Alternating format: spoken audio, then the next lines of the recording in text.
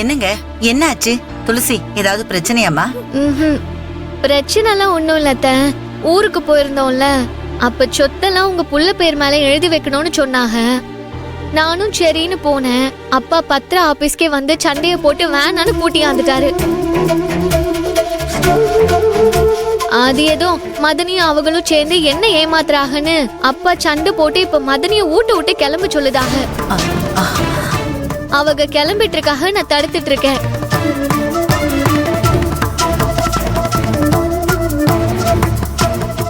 என்னங்க, நம்ம பிள்ளைங்க எதுக்குங்க துளசியை ஏமாத்த போறாங்க?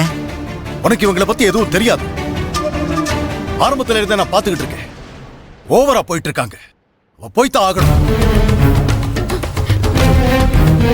பா, திரும்ப திரும்ப போன்னு சொல்லாதீயப்பா. இப்ப நான் சொல்லுதேன், மதனி இங்கதான் இருப்பாங்க, இங்கதான் இருக்கணும். நான் பாத்துக்கிட்டு, நீங்க முதல்ல போங்க. இவ சொன்னதுக்காக நான் விடுறேன். முதல்ல அவகிட்ட மன்னிப்பு கேடு.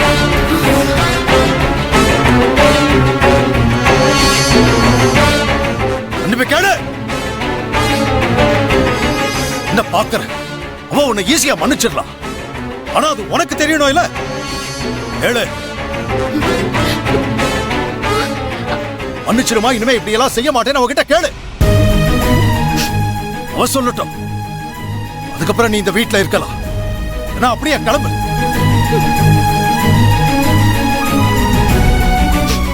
என்னங்க, என்னென்னமோ சொல்லிக்கிட்டு இருக்கீங்க? துளசி கிட்ட எதுக்குங்க மன்னிப்பு கேட்கணும்? மன்னிப்பு கேட்டுதான் ஆகணும். மன்னிப்பு கேட்கிறாளா இல்ல வீட்டை விட்டு வெளியே போறாளான்னு கேட்டு சொல்லு.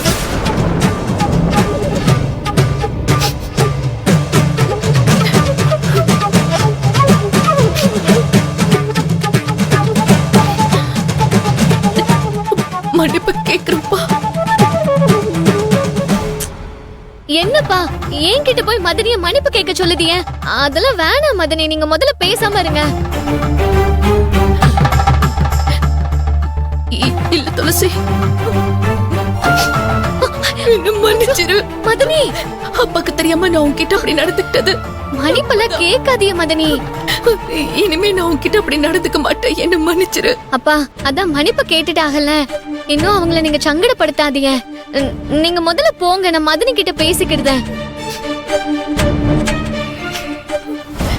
ஏய், உனக்கு இதே கதிதான், தெரிஞ்சுக்க. இனிமே ஏதாவது கிரிமினல் தனம் பண்ண அவ்வளவுதான். நீயும் இந்த வீட்டை விட்டு போக வேண்டியதாயிருக்கும்.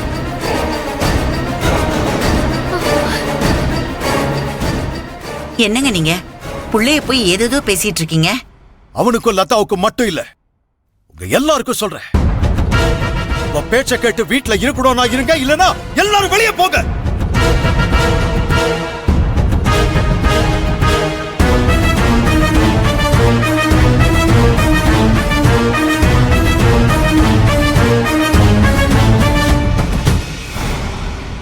மதனி, அப்பா சொல்லுதாகன்னு என்கிட்ட போய் மன்னிப்பெல்லாம் கேக்குறீங்களே?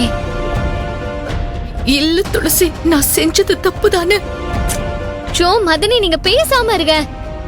அவங்க ஏதோ பேசிட்டு போறாங்க. இங்க பாருங்க, என்கிட்ட எல்லாம் இந்த மாதிரி பேசாதீங்க, எனக்கு சங்கடமா இருக்கு. இதை இங்கே விட்டுருங்க. அண்ணே, அப்பா அப்படி பேசிட்டாங்கன்னு எதையும் மனசுல வச்சுக்காதீங்க. வாங்க, உள்ள போவோம். வாங்க வாங்க மதனி, வாங்க.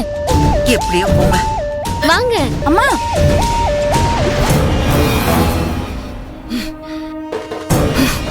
உன்கிட்ட கெஞ்சி நீ மன்னிச்சு உன் சம்மதத்தோட நான் இந்த வீட்ல இருக்க வேண்டிய நிலைமைக்கு வந்துட்டல்ல. இதே வீட்ல இருந்து நான் உன்னை வெளியேத்துறேன்டி. என்னை அனுப்பிடாதீங்கன்னு என் கால்ல விழுந்து நீ கெஞ்சுற அளவுக்கு நான் பண்றேன்டி.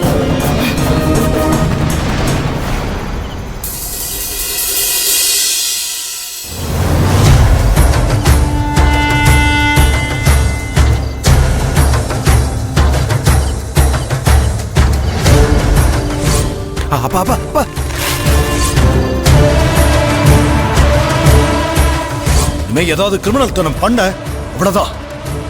நீயும் வீட்டை விட்டு வெளியே போக வேண்டியதா இருக்கு.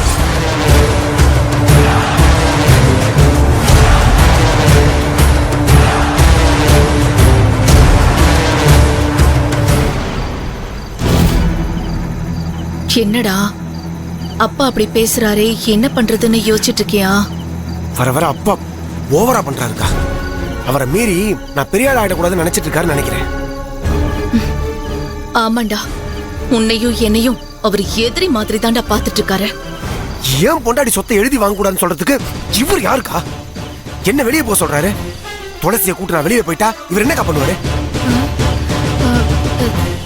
நீ என்னடா சொல்ற? ஆமா, துளசி ஏன் பொண்டாடி தானே, அவளை கூப்பிட்டு நான் தண்ணி கொடுத்துன்னு போலாம்ல. தனி கொடுத்தனமா? வீட்டை விட்டு நீ எங்க போவ, என்ன பண்ணுவ? அக்கா, உன்ன மாதிரி இந்த வீட்டை எதிர்பார்த்து நான் இல்லக்கா.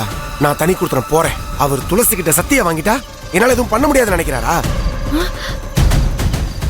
என் பொண்டாடி சொத்தெல்லாம் எனக்கு தான் அவர் காட்டுறேன்க்கா. ஐயோ, இவ வேற ரூட்ல போறானே, மொத்தமா நம்ம ஏமாந்துருவோம் போல இருக்கே. என்னடா இது, நல்ல யோசனையா தாண்டா இருக்கு. ஆனா நீ கூப்பிட்டா துளசி உன்னை நம்பி வருவாளா? வருவா. இப்ப நான் என்ன சொன்னாலும் அவ கேப்பாக்கா.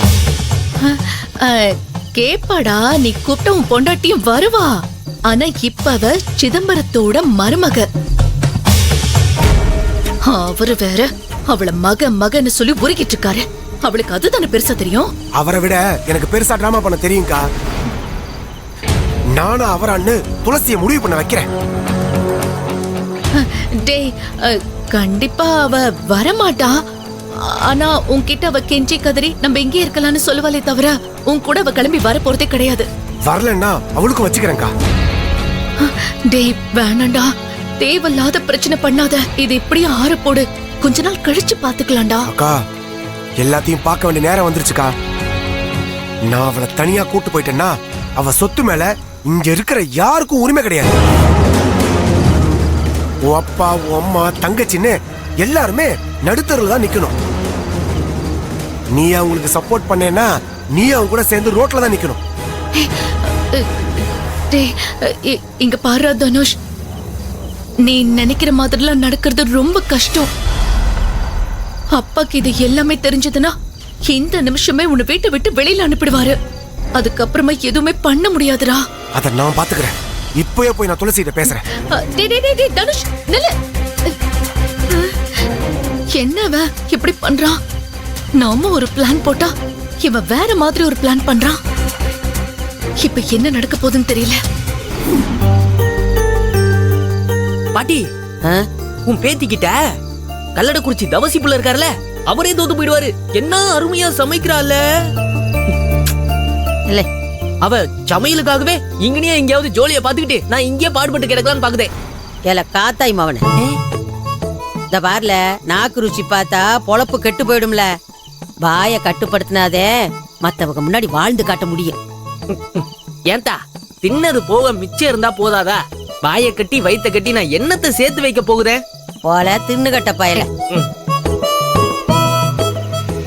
பாட்டி, என்ன பண்ணுதிய ரெண்டு பேரும்? வா துளசி. அண்ணே, இந்தாங்கண்ணே பால் குடி. பால் குடி. இல்ல தாயி, எனக்கு இம்புட்டு கூட இறங்காது. அண்ணே, சாப்பிட்டதுக்கு அப்புறம் பால் குடிச்சிட்டு தூங்கினாதான் நல்லா தூக்கம் வரும். உடம்புக்கு ரொம்ப நல்லது.